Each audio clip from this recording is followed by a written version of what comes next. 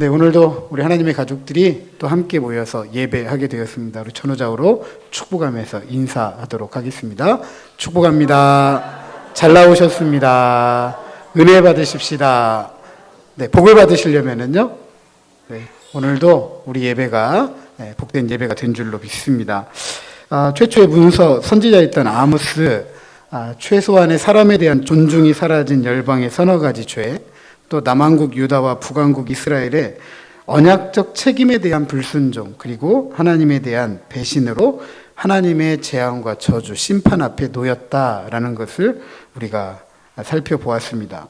아모스 후반부의 5가지 환상 메시지, 그 이야기들을 조금 더 우리들에게 세밀하게 또 자세하게 가르쳐주고 있습니다. 첫 번째와 두 번째 환상 메시지는 아무리 범죄한 자기 백성이다 할지라도 저주와 재앙 그리고 심판을 하나님께서 멈추실 수도 있고 용서하실 수도 있다. 하지만 용서하시고 멈추시기까지 자기 백성에 대한 저주와 재앙 그리고 심판을 유보하시는 하나님은 결코 죄에 대해서 돌이키지 않는 자기 백성들에 대해서는 끝까지 참지 않으시는 분이다 라는 것을 이야기해주고 있습니다. 그리고 세 번째와 네 번째 환상 메시지는 죄에서 돌아서지 않는 자기 백성들에 대한 하나님의 재앙과 저주 그리고 그 심판이 돌이킬 수 없는 최종적인 것이다.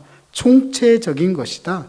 그리고 충격적이고 그것이 비참하고 참혹하다라는 것을 살펴보았습니다. 그리고 지난 시간에 5번째 환상 메시지, 그렇게 최종적이고 총체적이고 충격적인 그런 재앙과 저주 그리고 심판을 작정하신 하나님이 여호와이시다. 자신의 이름을 여호와로 소개하면서 모세로 대표되는 이스라엘과 언약을 맺은 이 하나님은 은혜의 하나님이시기도 하지만 언약적 책임, 하나님 사랑, 이웃 사랑을 저버린 자기 백성에 대해서는 재앙과 저주 그리고 심판을 행하실 수 있는 분이다라고 이야기를 했습니다. 이로써 이스라엘에게 하나님의 재앙과 저주, 심판 이야기는 그것으로 끝나는 이야기가 아니라 새로운 시작으로 나아가는 하나님의 구원과 회복의 이야기이다라는 사실을 우리가 나누었습니다. 그래서 우리는 하박국의 기도 기억해야 됩니다. 여호와여, 주는 주의 일을 이 수년 내에 부응하게 하옵소서. 이 수년 내에 나타내시옵소서. 진노 중에라도 긍휼을 잊지 마옵소서. 왜냐하면 하나님은 자신의 이름처럼 언약적 책임, 즉 하나님 사랑, 이웃 사랑을 통해 정의와 공의를 살아가는 자기 백성을 반드시 찾으시고 은혜를 베푸시는 하나님이시기 때문입니다. 자, 오늘 본문은 하나님의 재앙과 저주 그리고 심판의 이야기로 끝나는 이스라엘이 아니라 하나님의 구원과 회복의 새로운 이야기를 다시 써가는 이스라엘의 이야기를 우리가 들을 수 있습니다. 이런 구원과 회복의 새로운 이야기를 다시 써갈 수 있는 유일한 한 가지 이유는 이거죠. 하나님께서 자신의 이름처럼 언약적 책임, 하나님 사랑, 이웃 사랑을 통해 정의와 공의를 살아가는 자기 백성을 찾으시고 그들에게 구원과 회복의 이야기를 써가도록 은혜를 베푸시는 여호와 하나님이시기 때문입니다. 성경에는 하나님의 은혜를 덧입은 새로운 시작을 알리는 많은 인물들이 있습니다. 범죄한 아담에게 하나님께서 찾아가 주셔서 가죽옷을 입히셨고 새롭게 시작할 수 있는 은혜를 베풀어 주셨죠. 범죄한 가인일지라도 새롭게 시작하도록 가인을 보호하십니다.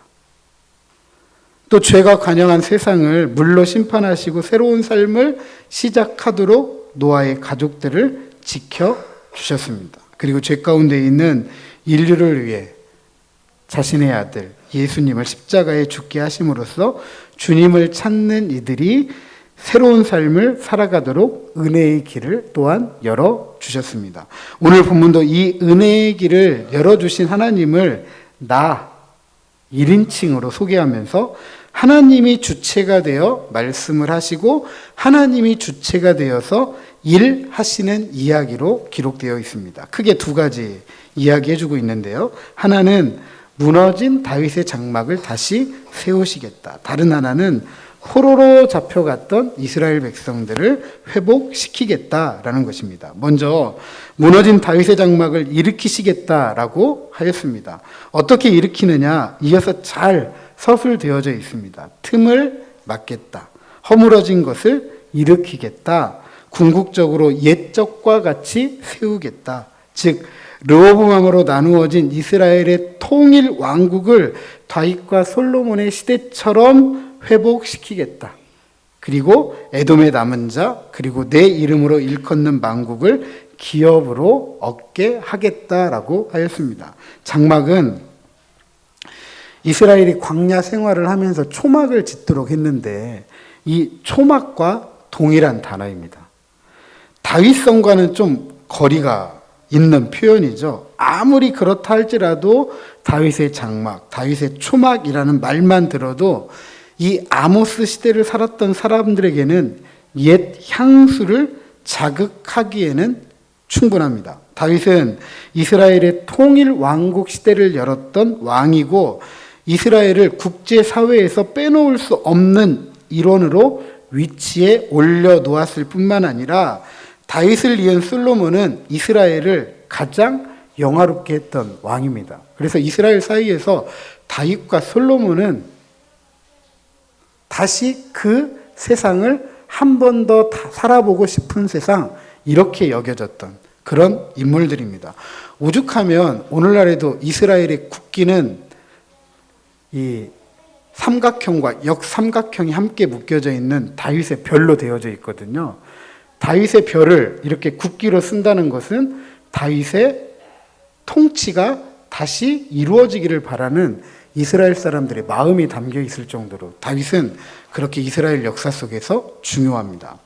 그러게 이스라엘이 지금 누리고 있는 모든 번영과 풍요의 기반에는 다윗을 빼놓고 이야기할 수 없는 것이죠. 반면에 최소한의 인간으로서의 존중을 받지 못하면서 삶을 위한 생존의 끈조차도 끊어져 버렸던 이들에게는 공의와 정의로 통치했던 그 공의와 정의의 통치로 상징이 되는 다윗과 솔로몬 시대를 떠올리면서 나도 살고 너도 살고 우리가 사는 세상을 기억하고 그것의 회복을 기대하면서 위로가 되기에도 충분했을 것입니다. 그런데 굳이 다윗의 성이라고 말하지 않고 다윗의 성곽이라고 말하지 않고 다윗의 장막, 다윗의 초막이라고 말을 했을까? 하필 왜 장막, 초막을 기억하게 했을까? 초막은 앞서 말씀드렸던 것처럼 광야 이스라엘 백성들의 생활을 말해주는 상징적인 표현입니다. 그리고 이런 초막 생활을 이스라엘이 40년 동안 해왔음에도 불구하고 출애굽한 이스라엘은 결코 주변의 이방 민족들에게 패하지 않았습니다. 40년 동안 초막 짓고 생활했는데 그 어떤 이방 민족도 공격해 오지도 못했고 공격했다 할지라도 이스라엘을 망하게 하지 못했어요. 그럼 어떻게 초막 생활하면서 이스라엘이 40년 동안 이런 생활을 할 수 있었을까? 그 이유는 한 가지죠. 하나님께서 출애굽한 이스라엘의 왕이 되어주셔서 구름기둥과 불기둥으로 함께 하시면서 그 이스라엘을 지키시고 보호하셨기 때문입니다. 따라서 다윗의 장막을 일으키겠다, 다윗의 초막을 일으키겠다라는 것은 출애굽한 이스라엘이 하나님을 왕으로 모시고 살면서 결코 어떠한 이방의 세력에 의해서도 망하지 않았던 것처럼 하나님을 왕으로 모시는 이스라엘을 반드시 회복시키시겠다라고 하는 하나님의 의지가 담겨져 있는 말씀이라고 할 수 있습니다. 따라서 다윗의 장막이 다시 일어나는 것은 앞서 오늘날 이스라엘의 국기가 상징하는 것처럼 시온주의자들이 다윗의 새로운 통치가 일어나기를 바라는 그런 것이 아니라, 새로운 다윗왕을 꿈꾸는 것이 아니라 오늘 본문이 말하는 것은 하나님을 왕으로 삼는 이스라엘, 하나님이 왕이 되시는, 하나님의 통치가 이루어지는 이스라엘을 우리에게 이야기해주고 있는 것입니다. 그리고 그 시작은 이사야 16장 5절의 말씀처럼 다윗의 장막에 인자함으로 왕위가 굳게 설 것이요 그 위에 앉을 자는 충실함으로 판결하며 정의를 구하며 공의를 신속히 행하리라. 즉 하나님 사랑, 이웃 사랑의 언약 백성의 책임 있는 삶을 통해서 정의가 불같이, 공의가 마르지 않는 강같이 흘러서 최소한의 사람에 대한 존중과 삶을 위한 생존의 끈을 이어가도록 하는 통치가 이루어진다라고 이야기해주고 있습니다. 그리고 에돔의 남은 자와 내 이름으로 일컫는 만국을 기업으로 얻겠다라고 하였습니다.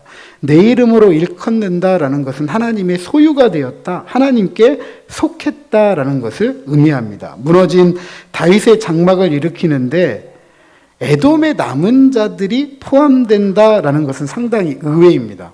하나님께 속한 사람들이 하나님의 기업이 된다라는 것은 충분히 이해가 되는데 어떻게 에돔이 하나님의 소유가 될 수 있을까? 에돔은 언제나 이스라엘에 대해서는 항상 적대적이었습니다. 적대적이었습니다. 그럼에도 불구하고 에돔을 포함시킨다라는 것은 앞선 7절에 보면 이스라엘과 같이 구스도 블레셋도 아람 사람들도 동일하게 은혜를 베풀어 주시고 범죄에 대해서 재앙을 내리셨던 것처럼 에돔으로 대표되는 열방에 대해서도 하나님은 그들의 죄에 대해서는 분명하게 심판하시지만 은혜가 흘러가도록 하시는 하나님이다라고 우리에게 말해주고 있습니다. 이런 이해가 70인경에 보면 에돔을 아담으로 읽으면서 사람들로 번역을 합니다. 사도행전 15장 15절 이하 18절에 보면 이 구절을 다시 인용하는데 선지자들의 말씀이 이와 일치하도다 기록된 바 이후에 내가 돌아와서 다윗의 무너진 장막을 다시 지으며 또 그 허물어진 것을 다시 지어 일으키리니 이는 그 남은 사람들과 내 이름으로 일컬음을 받는 모든 이방인들로 주를 찾게 하려 함이라 하셨으니 즉 예로부터 이것을 알게 하시는 주의 말씀이라 함과 같으니라 라고 받아들이고 있습니다. 즉 온 인류가 하나님을 왕으로 알고 하나님을 찾아서 하나님의 통치 즉 하나님의 정의와 공의가 실현되는 하나님 나라를 바라볼 것이다. 그것을 소망할 것이다. 라고 말해주고 있는 것이죠. 이로써 하나님은 온 세상의 참된 왕으로 경배를 받으시는 것입니다. 그리고 12절 하반절에 이 일을 행하시는 분이 누구라고요? 여호와 하나님이시다. 라고 강조해 주고 있습니다.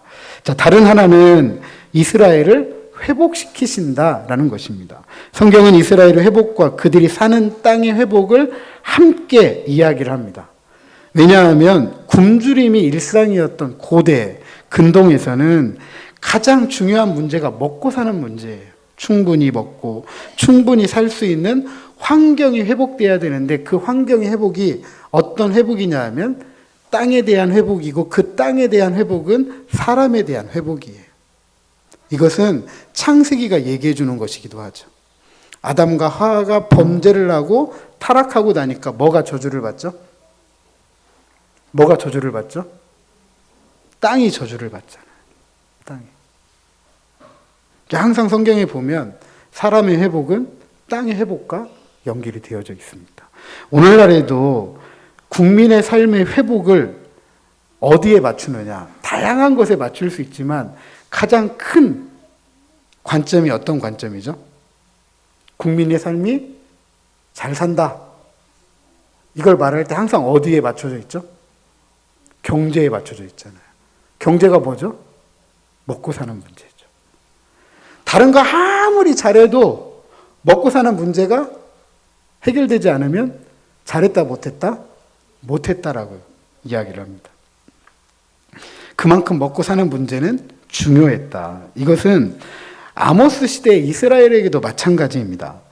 그래서 하나님은 이스라엘의 회복 14절의 상반절에 내가 내 백성 이스라엘이 사로잡힌 것을 돌이키니 그들이 황폐한 성읍을 건축하여 거주하며 15절에 내가 그들을 그들의 땅에 심으리니 그들이 내가 준 땅에서 다시 뽑히지 아니하리라 라고 하면서 13절에 이렇게 이야기합니다. 그때 파종하는 자가 곡식 추수하는 자의 뒤를 이으며 포도를 밟는 자가 씨 뿌리는 자의 뒤를 이으며 산들은 단 포도주를 흘리며 작은 산들은 녹으리라. 14절 하반절에 포도원을 가꾸고 그 포도주를 마시며 과수원들을 만들고 그 열매를 먹으리라 라고 했습니다. 먼저 하나님은 땅의 회복을 이야기합니다. 두 개의 농사 이미지가 사용되고 있죠. 하나는 이 물이 많지 않은 이스라엘은 보리와 밀을 주식으로 삼습니다. 이 팔레스타인에서 11월과 12월이면 보리와 밀을 파종을 해요. 이듬해 봄이 되면 보리 수확을 먼저 합니다. 3월, 4월에. 그리고 5월, 6월이 되면 밀 추수를 하게 됩니다. 하나님께서 그들의 땅을 회복시키시면 어떻게 되느냐? 이들의 경작하는 규모, 수확량이 얼마나 많은지 3절과 4절에 보면 3월과 4월에 시작된 이 보리 추수, 이 수확이 이듬해 농사를 위해서 땅을 가는 시기인 10월과 11월까지 계속 수확이 된다. 그러니까 1년 동안 수확을 하는 거예요. 오늘날에도 이런 일이 있을 수 있나요? 없나요? 오늘날에는 뭐 시설로 하니까 1년 동안 다 한다고 하면 할 수도 있겠지만 이 고대 사회에서 이런 일은 거의 불가능한 일이죠. 그런데 하나님께서 통치하시고 회복시키시면 이 일을 하신다라고 이야기합니다. 그러니까 수확이 얼마나 많으면 파종하는 것과 수확이 겹치겠느냐는 거죠. 수확이. 그것이 얼마나 풍성한지, 포도도 마찬가지고요. 포도는 8, 9월에 수확을 하고,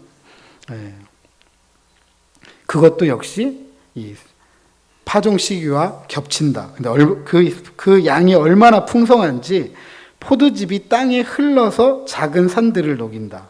그러니까 마치 이 언덕들이 있는데 이 언덕들 사이로 강물이 만들어지는 거예요. 넘실넘실 보이는 거죠. 얼마나 포도즙이 많으면. 하나님이 이처럼 회복된 땅이 가져오는 미래의 풍요로움을 강조하고 있는데 항상 굶주린 위협에 처해 있던 이스라엘에게 이런 상황은 마치 지상낙원의 꿈이죠. 이런 나라가 어디 있겠습니까? 이런 꿈을 갖도록, 이런 소망을 갖도록, 이런 비전을 갖도록 하나님께서 말씀하시고 행하신다. 하나님은 이스라엘이 삶을 위한 생존의 끈, 걱정하지 않으며 살아갈 수 있도록 하신다. 그들이 수고한 대로, 뿌린 대로, 심은 대로 먹고 마시고 누리게 하신다. 그런 땅을 살아가도록 하신다. 그렇게 회복시키신다라고 이야기를 하고 있습니다. 이들이 누구이냐? 사로잡혔다가 돌아온 이스라엘입니다. 하나님은 이들을 통해 자신의 위대한 일을 행하신다. 이 일을 위해서 15절에 내가 그들을 그들의 땅에 심으리니 그들이 내가 준 땅에서 다시 뽑히지 않는다. 아모스 5장 27절에 보면 범죄한 이스라엘을 하나님께서 다메섹 너머로 추방시킨다고 그랬어요. 추방시킨다. 그런데 이제 그렇게 추방당했던 이스라엘이 다시 돌아온다. 그들을 다시 이 땅에 심겠다. 다시는 뽑히지 않겠다. 이렇게 말씀하시는 거죠. 하나님의 재앙과 저주 그리고 심판이 역전되어서 하나님의 구원과 회복, 은혜가 임하는 것입니다. 이스라엘이 결코 잘한 것 하나도 없습니다. 그렇죠? 이스라엘은 자신의 죄 때문에 재앙과 저주, 심판으로 포로로 끌려갔던 거죠. 나라가 망했던 거죠. 민족이 흩어졌던 거예요. 근데 그런 이스라엘에게 하나님께서 지금 무엇 하시는 거죠? 무조건적인 은혜를 베풀어 주시는 거죠. 왜 그러면 하나님은 이처럼 이스라엘에게 무조건적인 은혜를 베푸실까? 자신의 죄값 때문에 특별히 하나님 사랑, 이웃 사랑을 저버린 그 값을 지불해야 될 죄인일 뿐인데 왜 이 이스라엘을 다시 구원하시고 회복시키시고 은혜를 베풀어 주시기로 하시는 것일까? 왜일까요? 14절에 보니까 하나님께서 이 이스라엘을 뭐라고 부르느냐? 이렇게 부릅니다. 내 백성이다. 내 백성이다. 내 백성이기 때문에 하나님께서 죄악 중에 그 값을 지불하는 자기 백성들에게 구원과 회복과 은혜를 베풀어 주시는 이유입니다. 그리고 이 회복에 동참한 유일한 한 가지는 아모스 5장 4절에 이렇게 기록합니다. 여호와께서 이스라엘 족속에게 이와 같이 말씀하시기를 너희는 나를 찾으라 그리하면 살리라. 이미 살펴보았지만 여호와를 찾는 것이 무엇이냐? 하나님 앞에서 산다는 것이 무엇이냐? 아모스 5장 14절 15절에 보니까 너희는 살려면 선을 구하고 악을 구하지 말라. 만군의 하나님 여호와께서 너희의 말과 같이 너희와 함께 하시리라. 너희는 악을 미워하고 선을 사랑하며 성문에서 정의를 세울지어다. 만군의 하나님 여호와께서 혹시 요셉의 남은 자를 불쌍히 여기시리라. 선을 사랑하고 악을 미워하면서 하나님을 찾는 사람들, 그 사람들을 불쌍히 여기시겠다라고 이야기해주고 있습니다. 이처럼 하나님은 나라의 멸망과 더불어 모든 것이 끝났다라고 여기는 이스라엘에 대해서 여전히 내 백성이다라고 부르시면서 다시 돌아오도록 함께 살아가도록 하시는 분입니다. 구원과 회복, 은혜를 베푸시는 하나님이시죠. 그래서 이스라엘이 진정한 번영과 풍요 그리고 안전이 자기의 배를 채우는 것에 있지 않다. 땅에 심고 그 땅에 뽑히지 않도록 하시는 하나님만이 왕이다. 그 하나님을 참되게 예배하게 될 텐데 이것이 자기 백성에게 주시는 하나님의 말씀이다. 바로 그런 사람들을 하나님께서 살리신다라고 하고 있습니다. 사랑하는 성도 여러분, 며칠 전에 제 아내가 이런 이야기를 하더라고요. 아모스 설교를 오늘까지 하면 16번째인데 앞서 15번을 들으면서 아모스 설교가 무섭다. 이런 이야기를 하더라고요. 무섭다. 저도 무섭습니다. 언약 백성의 책임 있는 삶을 저버린 이들에게 주어진 하나님의 재앙과 저주, 심판이 저도 무서워요. 저도 두렵습니다.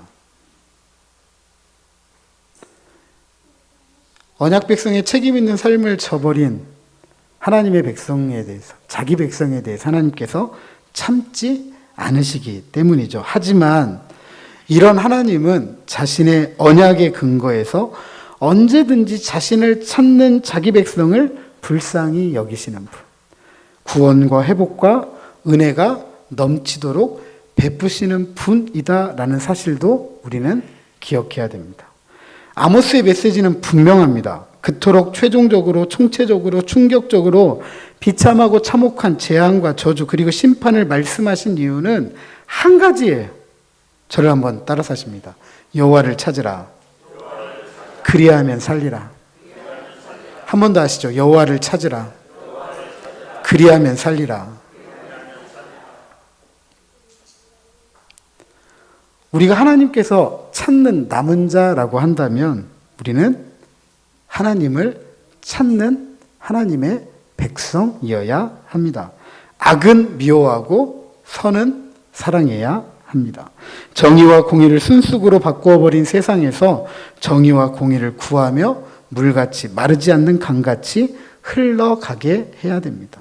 이로써 언약 백성의 책임 있는 삶, 하나님 사랑, 이웃 사랑을 살아가면서 나도 살고 너도 살고 우리가 사는 하나님 나라, 그 나라의 샬롬을 이루고 성취해야 합니다. 이 땅에 살아가는 모든 사람들이 최소한 사람에 대한 존중을 받아야 되고 삶을 위한 생존의 끈을 놓치지 않도록 서로를 인정해주고 삶의 풍성함을 함께 나눌 수 있도록 연대해야 합니다.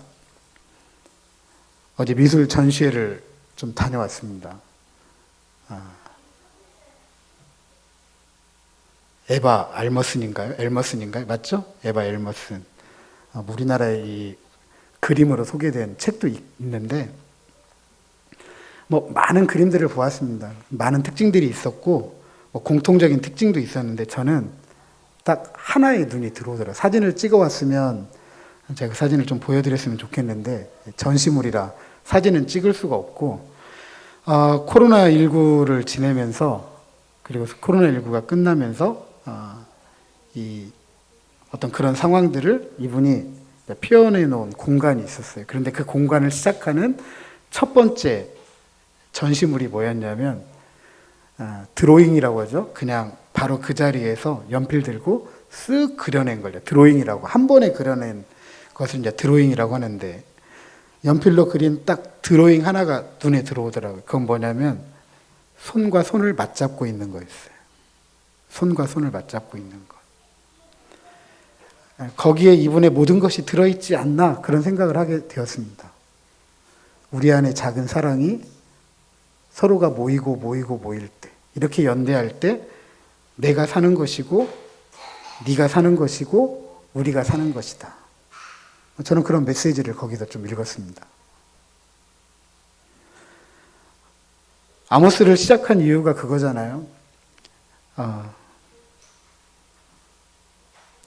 한 시대가 지나가고 새로운 시대를 여는 정부가 들어서면서 가장 많이 이야기했던 것이 바로 공정이었습니다. 정의와 공의에 대한 이야기였어요. 과연 저분들이 말하는 정의와 공의는 무엇일까? 공정은 무엇일까? 우리가 말하고 쓰는 공정과 정의와 공의의 개념은 무엇일까? 성경이 말한, 하나님께서 말하시는 정의와 공의는 무엇일까? 상당히 궁금했습니다. 아모스는 정의롭지 못하고 공의롭지 못한 세상, 정의와 공의를 순수으로 바꾸어버린 세상에서 하나님의 정의와 공의를 외쳤던 사람입니다. 하나님의 정의가 물같이, 하나님의 공의가 마르지 않는 강같이 흘러가는 세상. 과연 1년이 지나가지고 2년째를 맞이하고 있는 지금 새로운 이 정부가 하고 있는 어떤 모든 행태들이 성경이 말하는 정의와 공의에 부합한지, 아니 어떤 정부의 이야기가 아니라 우리가 살아가는 정의와 공의에 대한 태도가 과연 아모스가 외쳤던, 하나님이 이스라엘 백성들에게 주시고자 하셨던 그 정의와 공의에 부합한지 많은 생각을 하게 됩니다. 하나님께서 말씀하시는 이 정의와 공의는 예수님께서 이 땅에 보여주셨던 바로 그 삶이기도 하고 그분이 앞으로 가져오시고자 하시는 하나님 나라의 모습이기도 합니다.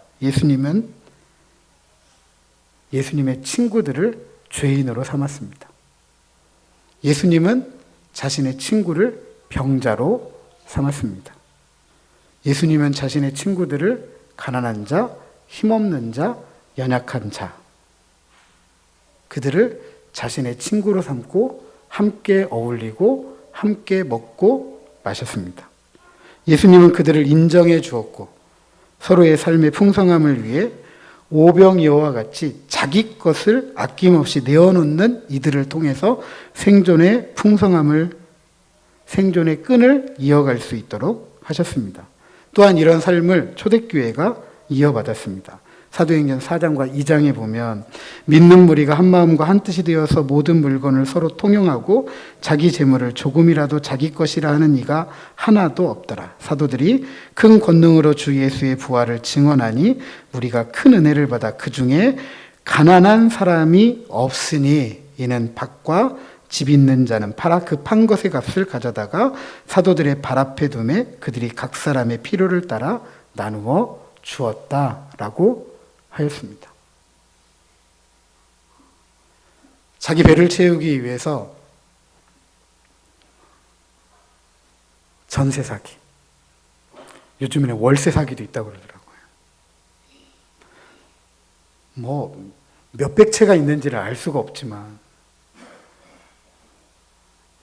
수없이 많은 그런 집을 가지고 장난치면서 수없이 많은 사람들의 삶을 짓밟았습니다. 그리고 최근에 또 한 분이 자신의 생명을 내려놓았습니다. 어떤 사람은 자기 배를 채우기 위해서 열심일 때 어떤 사람은 빼앗겨서 죽음에 이르고 말았습니다. 내일이 아니니까 내일이 아니니까 입법하는 국회에서는 돈이 더 들어가네, 안 들어가네. 어떻게 하면 적게 주고 이 일을 해결해 볼까? 물론 사람이 하는 일이기 때문에 모든 것을 완벽하게 해결할 수는 없습니다. 아마 그것은 우리 모두도 마찬가지로 누가 그 자리 가더라도 그것을 완전하게 해결할 수 있는 분은 없을 거예요. 하지만 우리가 이거 하나는 잊지 않아야 되죠. 그것 때문에 눈물을 흘리고 신음하고 있는 이들의 눈물과 신음소리는 보고 들을 수는 있어야 되죠. 하나님의 정의와 공의는 바로 거기에서부터 저는 시작된다고 생각합니다. 그러므로 가난한 자, 힘없는 자, 연약한 자들 무시하고 삶을 위한 생존의 끈을 끊어버리면서까지 자기 배를 신으로 삼는 변태적인 종교적 열심, 우리도 버려야 됩니다. 나. 우리의 신앙이 이처럼 나 하나에 머물러 있게 되면 결국 하나님은 사적인 종교의 하나님이 됩니다. 구약의 사사기에 보면 이스라엘 종교가 망하게 된 이유가 딱 한 가지입니다. 하나님을 자기 개인의 하나님으로 삼았기 때문입니다. 우리가 하나님을 찾는 사람이라고 한다면 나를 위해 찾는 사람이 아니라 너를 위해 찾는 사람이 되어야 됩니다. 우리를 위해 찾는 사람이 되어야 됩니다. 그것이 하나님을 사랑하고 이웃을 사랑하는 언약 백성의 책임 있는 삶이기 때문입니다. 언약 백성의 책임 있는 삶을 너무 어렵게 생각하지 마십시오. 저를 한번 따라 사십니다. 나도 살고, 너도 살고, 우리가 살고.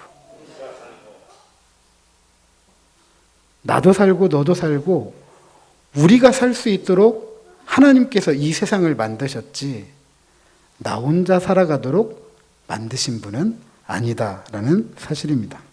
그러므로 나도 살고, 너도 살고, 우리가 사는 정의와 공의가 물같이 강같이 흘러가는 하나님 나라를 이루고 성취해 가는 일에 저는 저와 여러분이 쓰임받기를 소망합니다. 함께 눈물을 닦아주고, 함께 신음소리를 들어주고, 함께 손을 맞잡고, 생존을 위한 삶의 끈을 놓고자 하는 일들이 우리의 손을 통해서 다시 살아야 될 이유를 찾는, 그렇게 이유를 찾게 하는 사람들, 다른 누가 아니라 저와 여러분 되기를 소망합니다. 그래서 하나님께서 약속하신 구원과 회복, 그 은혜를 충만하게 풍성하게 받아들이는 저와 여러분, 우리 모두가 되시기를 주님의 이름으로 축복합니다.